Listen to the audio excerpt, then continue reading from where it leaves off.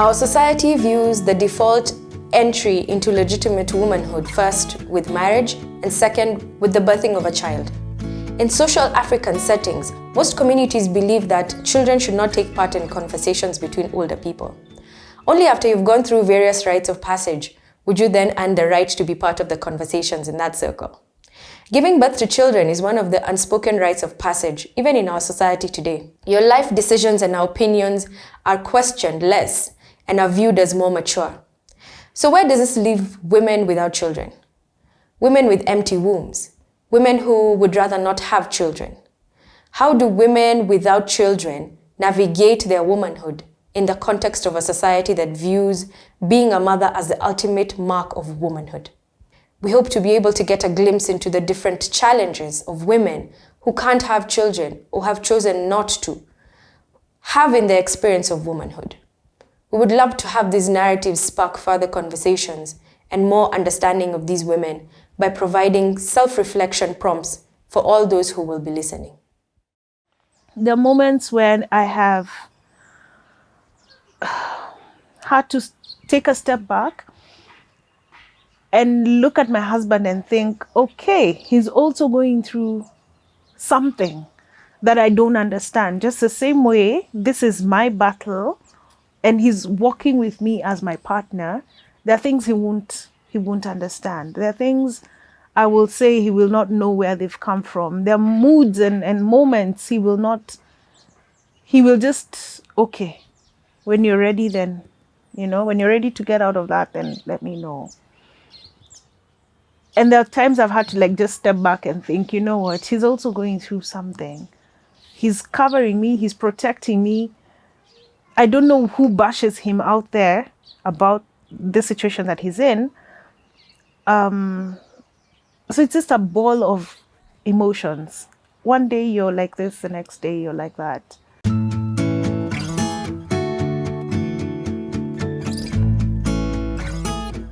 Basically, I'm Sheila Waki. I love life. I sing and stop to dance in the middle of the supermarket aisle. Yeah, that's just me. Married to one guy. Strictly one guy. We're sticking it there. We're keeping it there. We've been married for 10 years now, but we've been in each other's lives exclusively for 23. We dated 12 years, then we got married. And yeah. Oh, and he was my desk mate in primary, but we didn't start dating then. So yeah, it's a fairy tale kind of thing. But yeah, we've been married 10 years now. He was my friend. That was it. I would not imagine getting married to someone who's not my friend, because here I am a ball of explosives. I can be extremes in 1 minute, and I needed someone who would be okay with that. And that can only happen if you're a friend with someone and they understand this is you, this is where you're at, and this is what you need to get forward. So yeah, the biggest thing that stood out for me, I needed a friend to walk with me through life. That was it. So, naturally, when you get married, African context, immediately, where are the babies? Where are the babies? And for us, that didn't happen. Still hasn't happened. I was earlier on diagnosed with PCOS and blocked tubes, fallopian tubes, that is. I was also diagnosed with fibroids, one which was removed because of where it was growing in my uterus. And at some point, I was also diagnosed with adenomyosis, and that's just basically adhesions. I'm about to get very scientific here. So the fallopian tubes have at their ends finger-like structures called fimbria. And what these fimbria do, they move around loosely and help aid in collecting the mature eggs from the ovaries, and that goes into the fallopian tubes. And if they meet a sperm, then they get fertilized. So in my case, my fimbria were attached to my small intestine, so they were not moving as they should.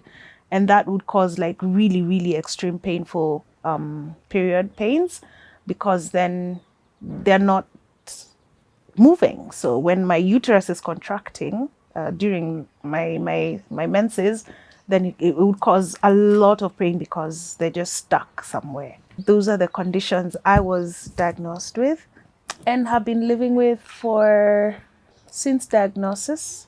It's been about 6 years. Yeah, about 6 years now.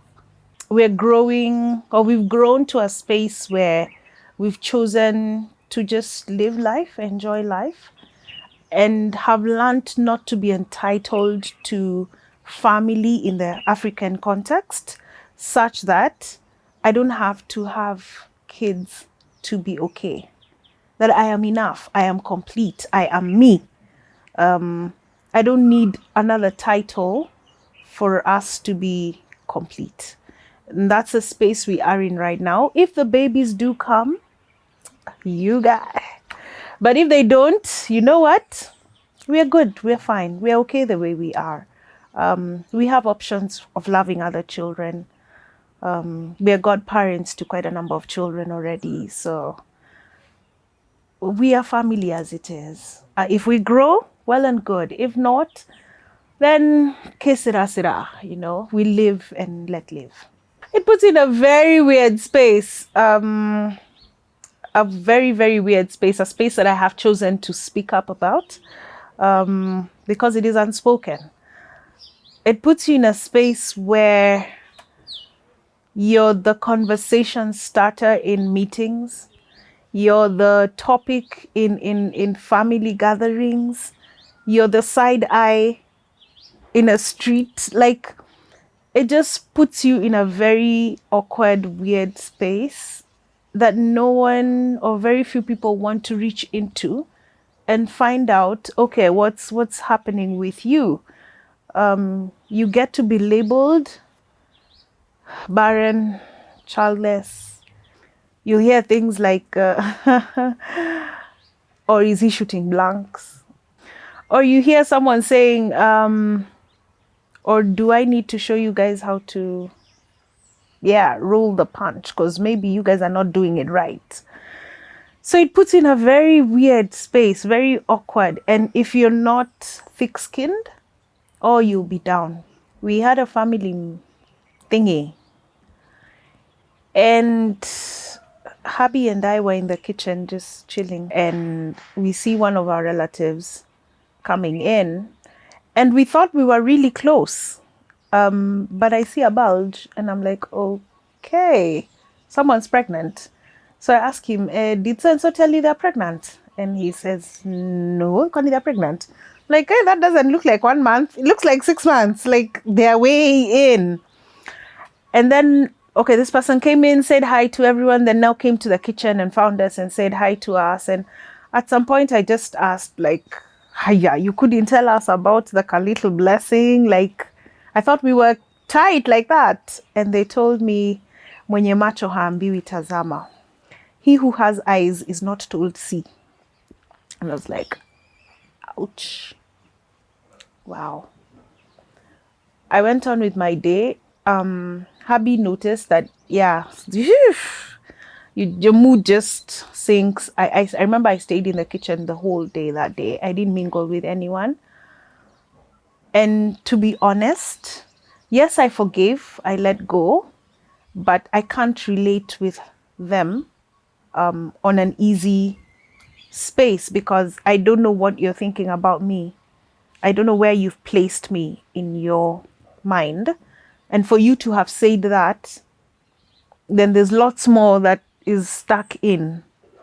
So that damaged our relationship, and I'm fine the way it is. I'm not even seeking recovery.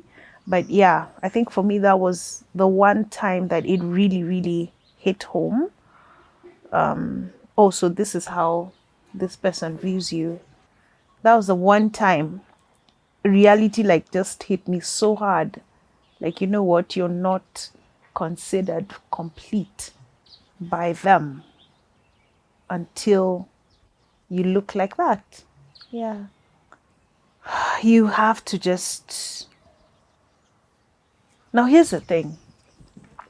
If you don't get you, if you're not grounded in you, as a person, not you, the mother, you, the friend, no, you, like Sheila.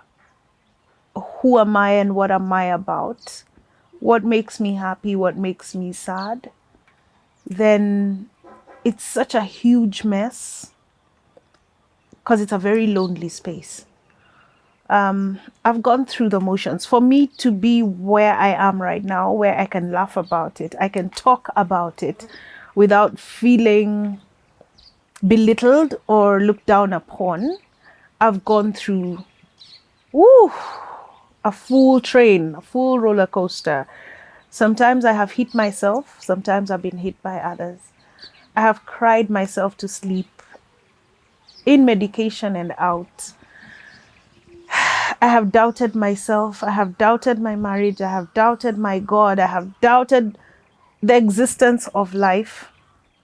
I have wondered about so many things. But until I became grounded in me and decided, you know what? There's nothing that woman who has a child or children can do that I can't do. Please leave my womb alone. Leave my uterus alone. Leave my bloated stomach alone. Just be kind. Please be kind. Please keep thoughts that are not necessary in your mind. Have that conversation with yourself. You don't have to belittle or demean me because I'm not what you expect. That I don't have what you think I must have.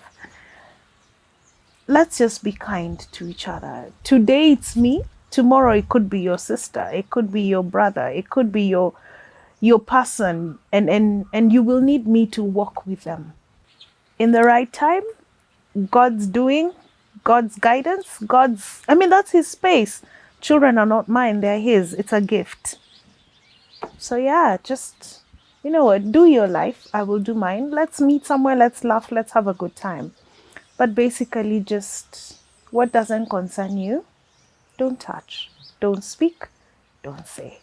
We have allowed society to speak so heavily into us that we don't take a step back and think, okay, that's a voice that has spoken, but is it speaking truth? Is it speaking my truth? Do I have to subject myself and agree with what this person or these people have said, with what this community have said? And in that space, form your own community. I have formed my own community. I have my own tribe, if you could call it, the Waiting Wombs Trust. We are a space of just women who support each other. I don't have to be anything to be me. Yeah, so just be you, do you.